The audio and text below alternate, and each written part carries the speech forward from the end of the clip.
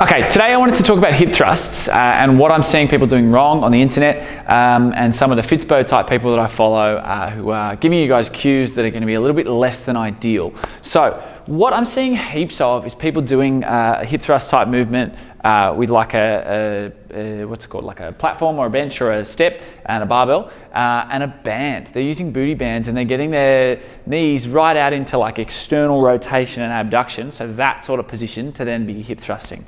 Now I want you to think about a couple of things, right? Actually, let's try this. Stand up, whack your knees right out to the side, and what we want to do is we want to be able to posteriorly tip our pelvis, so kind of tip our belt buckle flat to the floor or even flat to the floor plus a little bit, right? If you drive your knees right out to the side and then try and tilt your pelvis, I don't know about you, but for me, that's awful. That sucks. I can barely do it. That's really uncomfortable, right? Where we actually want you to be when you hip thrust, instead of like out here, we actually want you to be thighs pretty much straight and parallel. What that's going to do, your adductor, your groin muscles through the inside, they actually help tip your pelvis back this way, right? So instead of throwing a band around your knees and really driving out to thrust, what I want you to do is try and keep your knees straight, right? Or get your thighs straight and parallel and in line, about shoulder width apart. What you're going to find, I'll show you in a second when we do that, is you'll actually be able to, instead of stopping your hip thrust just short and getting to here, my hip here is still in flexion, right? It's not actually able to get into extension and my thigh can't push back behind my body, right? So let's practically apply that. Let's put a barbell on my lap, set me up on the step, and we'll kind of run you through how that's going to work. Okay, so we're set up ready to hip thrust, right? I've taken the weight off because I'm a big sook and I just can't really be bothered to do it with weight right now.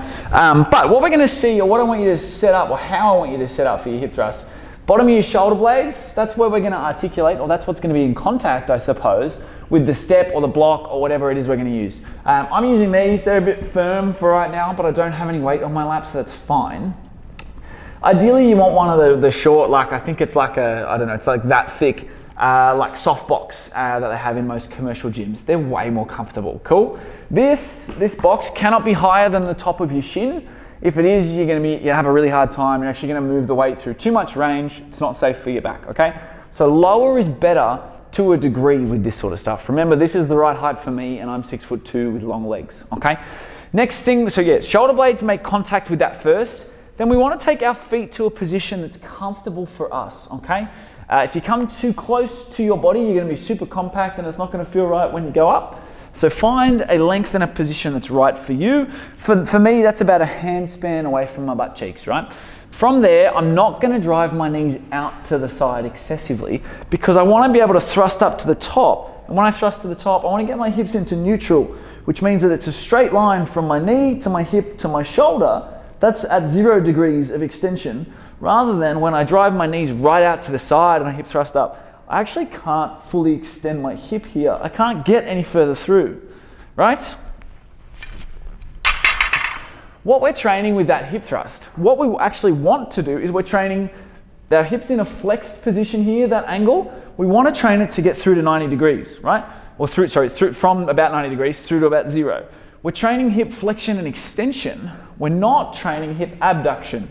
If you want to train your booty, there are multiple ways to do it. We need to train extension as a pattern, and then we can also, after you set a hip thrust, pop your booty band on around your legs, and then do this in sitting and drive your legs out to the side one at a time, two at a time.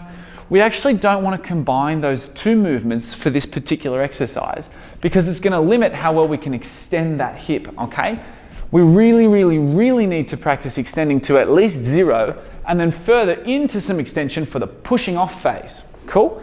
So next time you think about doing hip thrust, don't put the booty band on, right? And actually work on training the movement pattern of hip flexion and extension rather than doing all of it all at one time, okay? Give that a go next time you're training.